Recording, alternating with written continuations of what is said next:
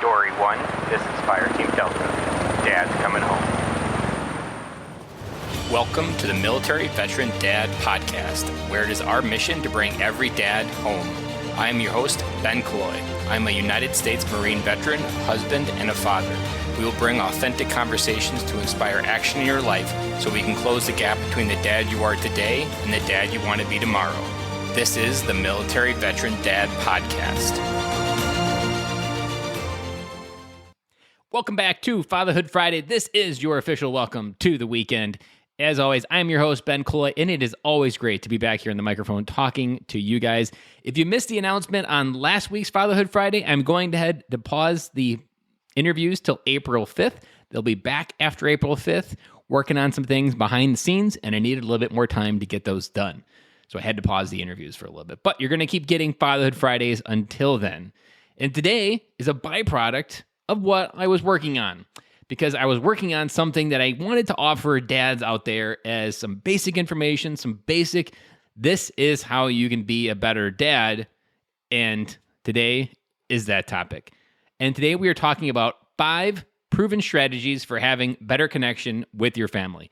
Now, these are 5 things that throughout the history of the podcast I've talked about. They are nothing new, but they are going to be summed up in one single episode with short, actionable advice on how you can create better connection in little time and create that impact and legacy that we talk about all the time on the podcast.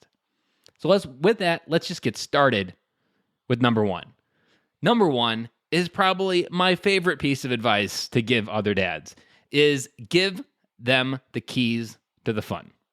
Now, dads often struggle with ideas and ways to connect with their kids, and let's be honest, we overcomplicate it. But that's kind of our nature. We overthink and overanalyze, and this is a classic case of, hey, what do we do this weekend? I don't know.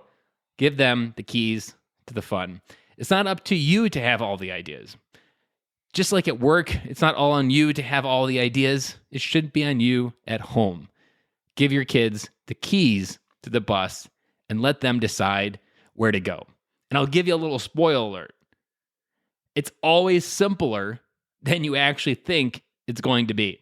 I can't tell you how many times I over-engineered an idea or I overcomplicated. And a classic one is here in Wisconsin, up in the middle of Wisconsin, there's a place called Wisconsin Dells. It's like the Orlando of Wisconsin. And there's a whole bunch of water parks. It's the water park capital of the world. And my kids were really young at the time. And I always thought, like, man, we got to go there. It's time. We got to do it. And it's like a good $250 a night for these hotels. And I was like, it just seems so expensive. Turns out there was a nice Holiday Inn just in Madison that had this pirate ship in their pool area, really big pirate ship. And it wasn't a traditional pool area either. We went there probably for 2 years and the kids were as happy as could be. Now, in this particular case, I had to come up with that idea. But I share this with you because it was a classic case of, wow, did I overcomplicate it? And it wasn't until much later that we decided to go to Wisconsin Dells when the kids were older and they could enjoy it because it is a fun place. But I was over-stressing it. I was overcomplicating it. And all I needed to do was go on holidayinn.com, look at some different hotels that had interesting pools, more than just a regular swimming pool. And it wasn't that hard. And I was like, wow, right in our backyard. And it turned out to be something that we did over and over. So that's just a simpler example of how we overcomplicate it. Moving on to number 2. This one is no surprise because all the way back from the beginning of this podcast, I have been preaching it. I have been talking about it because to me, it is the almost overlooked process of connecting with your kids. And that is kids spell love Time. Now, we often get this backwards. We think it's things, but it's really your time that they value. Next time you've got 10 minutes with your kids, try this. Hey, Dad has 10 minutes. What would you like to do? See what I did there? I gave them the keys. I opened a window of 10 minutes. And all I got to do is go for the ride for 10 minutes. We all have 10 minutes in our day. And if you think you don't, I challenge you to call BS and throw a flag on the play because I have 24 hours, you have 24 hours, we all have 24 hours, and there's a big, giant illusion that these other people have so much more time during their day. They have the exact same time as you. They've just learned how to maximize it. And 10 minutes is all it takes. You can change your child's behavior, especially when they're under 4 and under. You can just miraculously almost revolutionize how they're behaving, whether it be a tantrum, whatever it may be. Almost always when they're younger, their behavior is a reflection or a deficit in their time bank. So if you think of a love language and if you think of deposits, that bank of time, when it gets low, they start acting out, looking for attention. They're looking for your time because they spell love, Time. And again, remember, simple leading question here is, hey, Dad's got 10 minutes. What would you like to do? Moving on through our list. Number 3. This has had a few Fatherhood Fridays dedicated to it. I've talked about it a couple different times on the podcast. So again, no surprise here. Bedtime talk. Never come up with a better name for it, but that's what I've gone with, and that's what I'm going to deliver here today. So bedtime is often the most trying time for a dad. Let bedtime be a time where you sit down, review the good and the bad of the day. There is a point where I use bedtime talk to review what I did well, maybe, or what I didn't do well. This is where I bring to my kids an apology potentially of, Dad didn't do that the way that I wanted to, and I'm sorry. I owe you better, and I will try better next time. Now, if it was them that maybe didn't do it as well, we'll kind of dissect it. Like, what did you do that could have been better in this mode? We talk about issues they had on the playground. Early on, when my daughter was maybe in like first or second grade, to them, the playground is like life. That's where life is being negotiated. That's where their status is being negotiated. And there are so many things going on in a kid's world, and being there to talk about them, and to us, they're silly. I mean, it's like, really, this is what we're going to talk about? But you have to remember something. If your daughter is 6 or your son's 6, whatever it may be, whatever age, whatever their problem they're facing, it is just as real as maybe you losing your job, as you not having enough money to pay the mortgage. It's different, but it's the same type of feeling. They feel just as crazy and insecure about that feeling at the playground as you might feel about the mortgage. They're just at different ages and they have different problems. And the most important part to remember within this idea of connecting and understanding what their world looks like here is remembering that what they see now is how they're going to see it later. Let me break that down a little bit differently. If your daughter or your son has an issue on the playground and you do not create a space for them to talk about it, or you tell them that it's not the right way to feel, that little mix of emotions there, how you told them to feel during this particular moment where they're being tried, or if they bring it to you and you're like, Daddy's busy or Mommy's busy, and then they just go away, they learn what they feel and what they want to say isn't important. And if you can think of adults, that's an important thing we want our kids to grow into adults and have, is ability to find value in their voice, to be able to say what they feel, say what they think. And the part that I was overlooking in my own parenting was it starts when they're young. How you treat these small things. And the phrase that I've given away a couple times in the podcast is bedtime talk allows you to practice being there for the small things so that later in life, they will come to you with the big things.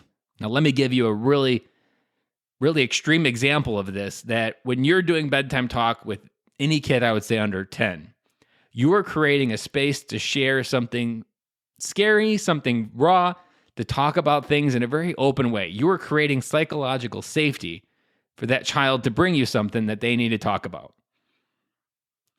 When they're teenagers and they're really facing real world problems, maybe like a car problem or a dating problem or a girlfriend problem, boyfriend problem, if you haven't been able to create that psychological safety for them to bring a struggle that they're feeling, because if you didn't create that time when they were younger, they still remember it when they were teenagers. Yeah, my dad doesn't find value in the things that I worry about. I'll probably just have to find somewhere on my own to deal with this problem. So practice being there for the small things, because later in life, they'll be able to bring you the big things because you created trust. And when they can trust your behavior and how you reacted with whatever they brought you when it was an issue in the playground, that will fold into even more. And that's playing out right now in my life because my daughter is turning 9 next week. And almost every day it feels like we're having to talk about boys staring at her, boys liking her. They're always doing this game back and forth. And almost immediately when she gets off the bus, she's like, Daddy, can we have bedtime talk tonight? I need to talk to you. And I don't know where this is going yet, but I already feel the rhythm of all of this panning out of how I've created this space to talk about the small things.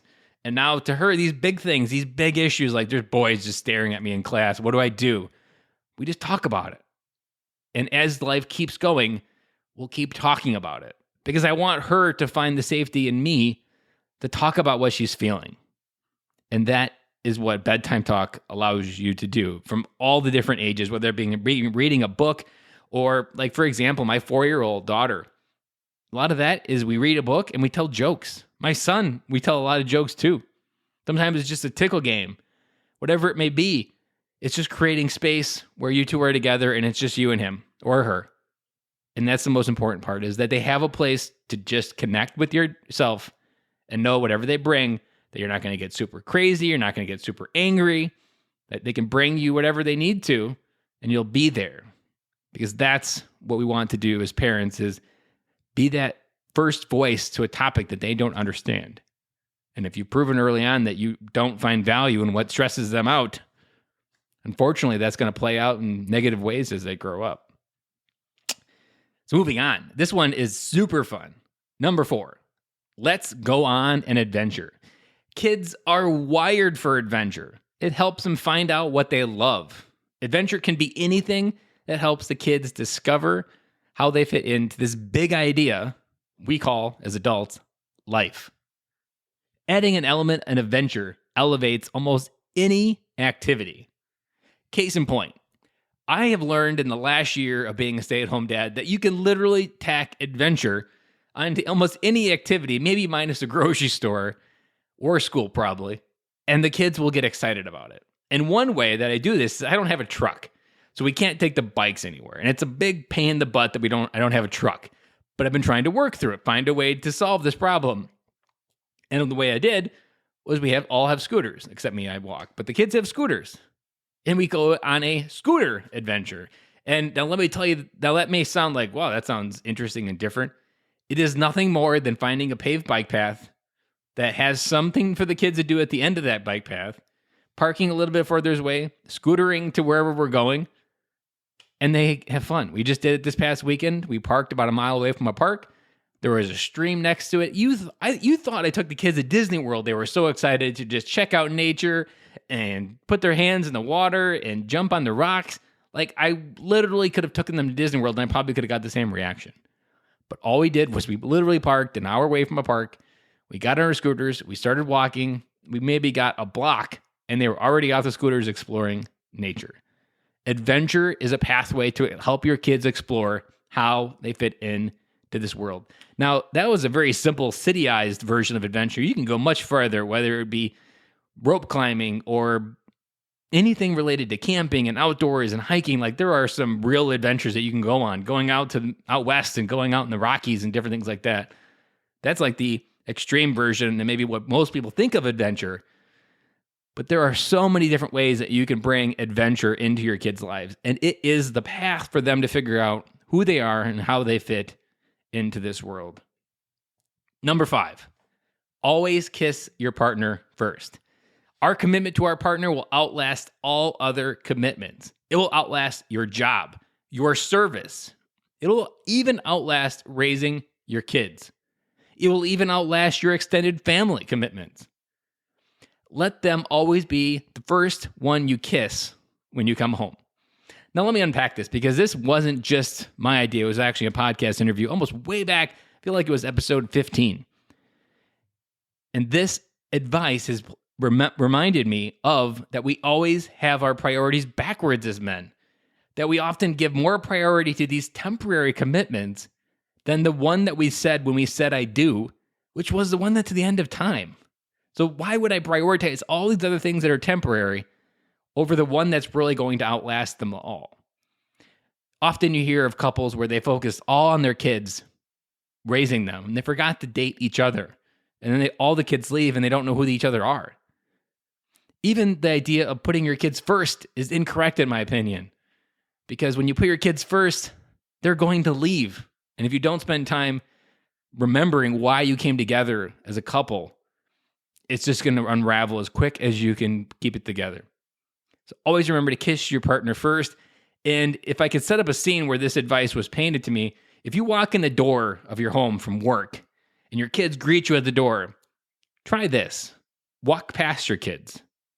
Find your spouse, give her a kiss, and then acknowledge your kids. The idea of signaling to your kids that I love you, but I love her more is such a clear example for them to go out into the world when they get married and do the same thing. Set that clear example to your kids that, like, you're important to me, but she's the one you were just along for the ride. She's my number one. That is so important to create that connection in your family. And it also symbolizes to your partner of what really matters, that you know and acknowledge her for who she is and the role she plays in the family.